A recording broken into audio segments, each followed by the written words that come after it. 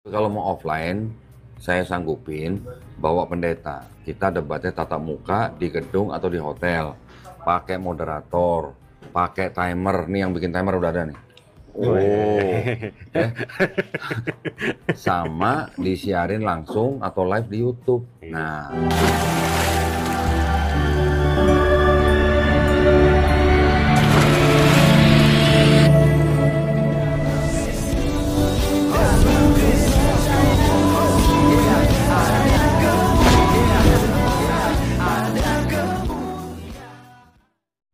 Shalom Aleichem Bisem Yeshua HaMashiach. Salam damai sejahtera dalam nama Tuhan Yesus Kristus untuk kita semua.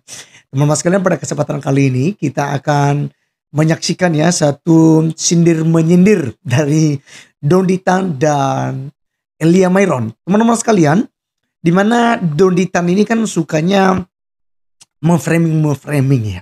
Bahkan ya cenderung untuk merendahkan kekristenan. Dan tidak sedikit video-videonya yang menafsirkan ayat-ayat Alkitab seenak udelnya. Padahal secara hukum itu sudah melanggar. Coba kalau orang Kristen melakukan hal yang sama seperti Donditan. Oh, udah lama digeruduk teman-teman. Tidak pakai lama itu maksud saya. Tidak pakai lama pasti digeruduk.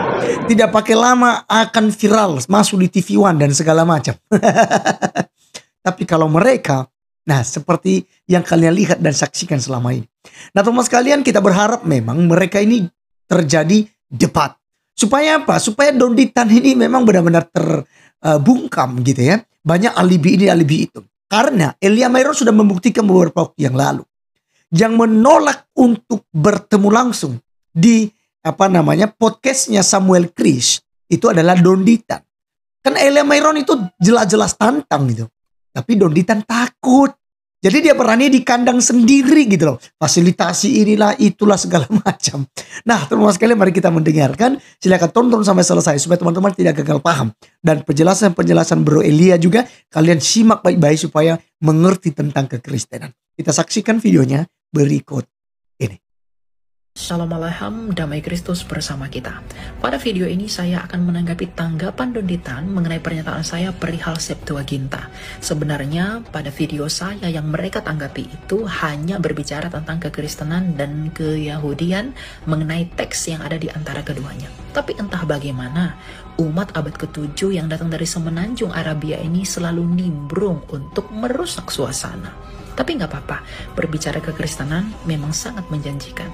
Bahkan itu bisa membuat perut mereka kenyang. Artinya kekristenan menjadi berkat buat mereka. Tanpa berlama-lama, mari kita kupas. 80 tahun, 80. Sebelum diterjemahkan ke Septuaginta, sudah ada kitab yang namanya Tanakh.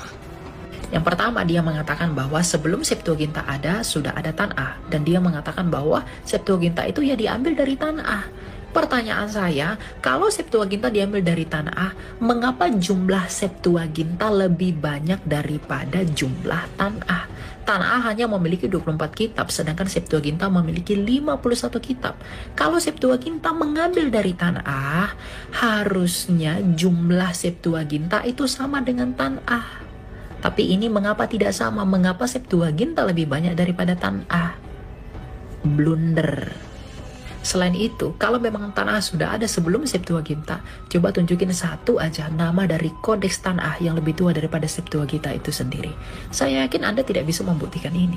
Karena naskah tertua dari Tanakh yang kamu pegang itu adalah Aleppo dan Leningrad dari abad ke-9 dan 10, hampir 1000 tahun setelah Septuaginta.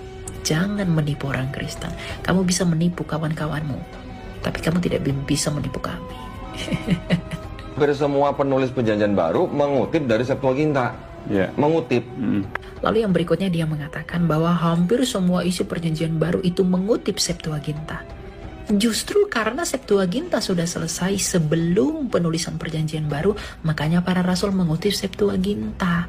Karena perjanjian baru itu ditulis pertengahan hingga akhir abad pertama. Kalau dia mengutip Septuaginta, berarti Septuaginta sudah ada sebelum pertengahan abad pertama. Ini akan bertentangan dengan argumentasimu yang berikut ini. Saya kira di abad kedua, ketiga, keempat itu ada bapak-bapak gereja yang namanya Origen.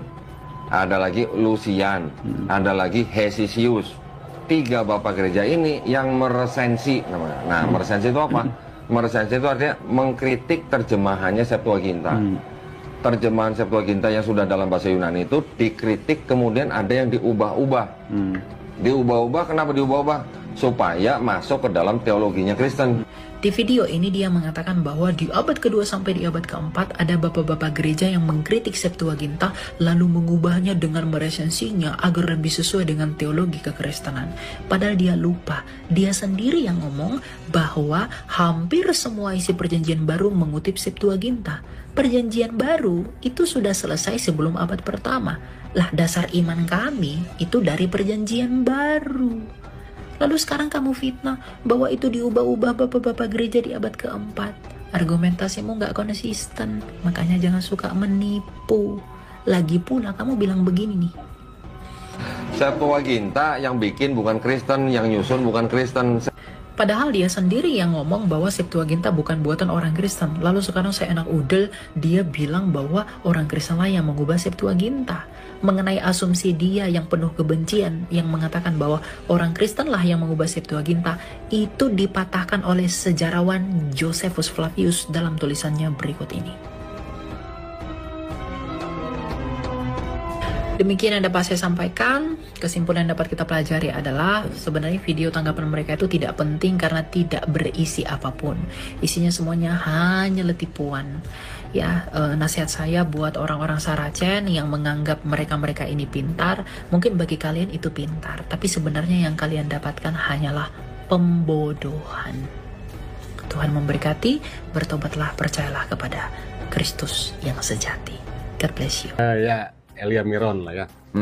Elia Miron ngerespon katanya bahwa apa ya, tunjukkanlah kodeks ketika pembuatan kitab tanah katanya.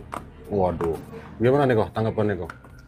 Kalau dia minta kodeks tanah, suruh dia buktiin dulu Septuaginta yang asli masih ada apa enggak gitu. Punya nggak, dia bisa tunjukin nggak kodeks Septuaginta yang masih asli yang pertama kali diterjemahin. Itu dia. Itu pertama. Yang kedua, dia mengakui nggak kalau Septuaginta itu adalah terjemahan dari Hebrew Bible, ya, ya Bible Ibrani, yang disebut dengan Tanakh itu, Tanakh yang disusun kira-kira tahun 450 sebelum Masehi. Dia ngakuin nggak kalau Septuaginta itu adalah terjemahan dari Tanakh yang abad 5 sebelum Masehi. Kalau dia nggak ngakuin, nah berarti dia kurang literasi namanya kalau gitu. Iya, dia juga kan bilang bahwa itu Septuaginta itu sudah ada katanya sebelum 0 Masehi, sebelum kelahiran Yesus tuh Septuaginta udah ada. Ya benar, memang udah ada, tapi itu adalah terjemahan dari Bible-nya Ibrani yang disebut dengan Tanakh yang disusun tahun 450 sebelum Masehi. Sekarang dia ngakuin nggak kalau Septuaginta itu adalah terjemahan dari kitab itu? Kalau dia nggak ngakuin, suruh baca lagi. Gitu. Oh. Gitu Joni, gitu dong. Oh iya Joni, iya Joni. Elia. Iya. Nah kok, terus si Elia ini katanya mau nerima tantangan apa nantang ya? Jadi gimana nih kok? Kalau misalnya dia nantang, dia siap nggak gitu ya? Terus kalau misalnya Ko Doni kan sudah selalu ngundang nih Elia Miron kalau misalnya dia bukan pendeta, kalau cuma penceramah bawa pendetanya gitu kan? Ya. Nah menurut Ko Doni nih, Elia nantang diterima nggak nih kok? Elia nantang maksudnya debat apa? Debat online? Iya kayak mungkin gitu, nggak ada dananya mungkin. Kalau Elia nantang debat online, saya nggak mau. Ya. Kalau saya debat online, susah ngasih lihat bukti-bukti dokumennya. Iya. Dia punya dokumen-dokumen fisik apa enggak? Kalau dia nggak punya, makanya dia menantangnya cuma online. Kalau online kan cuma omon-omon doang. Kalau dia nantang offline baru saya tanggepin, itu pun kalau dia bawa pendeta. Ya, kalau dia bawa pendeta, debatnya face to face, tatap muka, baru saya mau. Jadi kita buka-bukaan kitab gitu. Betul. Ya. Kalau cuma nantang online, suruh dia nantang siapalah, Riva kayak Zuma kayak atau siapalah gitu. Itu teman-teman kita di online, ya. Tapi kalau mau offline, saya sanggupin bawa pendeta. Kita debatnya tatap muka di gedung atau di hotel, pakai moderator, pakai timer. Nih yang bikin timer udah ada nih. Sama disiarin langsung atau live di YouTube. Nah, pokoknya biaya gedung kita bayar patungan, ya kan?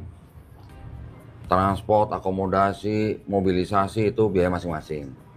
Cuman venue-nya aja, venue debat kita bayar patungan. Itu kalau dia punya duit. Kalau dia nggak punya duit, asal dia bawa pendeta, gua bayarin. Ya. Kita jamin keamanannya. Bener, kita jamin keamanannya. Cuman kehormatan kita nggak jamin. Atau mau Elia mau bawa pendeta MYM, silakan. Boleh. Boleh. Terus mau bawa pendeta Tapi siapa? kalau MYM kan kaya tuh katanya. Nah, kita bayar Iya. patungan. Kalau bisa bawa Paul Jang. Nah, boleh. Kemarin aja waktu di Richard Lee kan malah diwakilin sama Edwin. Edwin tuh punya tuh kitab-kitabnya. Nah kayak gitu bukti fisik ya John ya. Gitu. John lagi. Oh iya Elia. Gara-gara kodon nih jadi John terus. Jadi John. Ya gitu ya. Jadi pesan untuk Elia